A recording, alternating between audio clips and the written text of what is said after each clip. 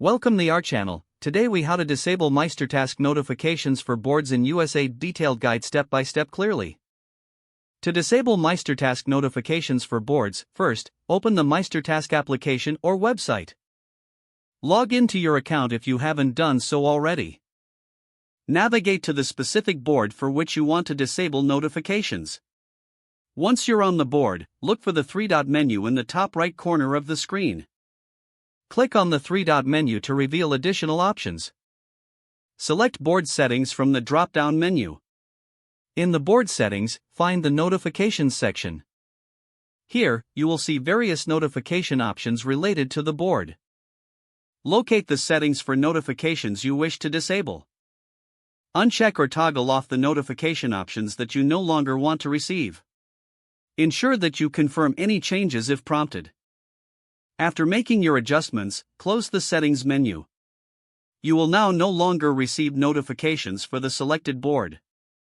Repeat these steps for any other boards where you wish to disable notifications. If the page does not load, refresh the browser or try again in a private or incognito window.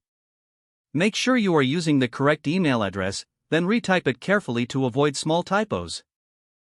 If your password is not accepted, use the reset option and create a new strong password you can remember. Check your spam folder for verification or security emails, then complete any requested confirmation steps. Enable two-factor authentication if available to improve account security and reduce unauthorized access risk. After signing in, review your profile details so your contact information and settings are accurate and current. If you see an error message, log out when you finish, especially on shared devices, to keep your account and payment information secure. If the page does not load, refresh the browser or try again in a private or incognito window. Make sure you are using the correct email address, then retype it carefully to avoid small typos. If your password is not accepted, use the reset option and create a new strong password you can remember. Check your spam folder for verification or security emails, then complete any requested confirmation steps.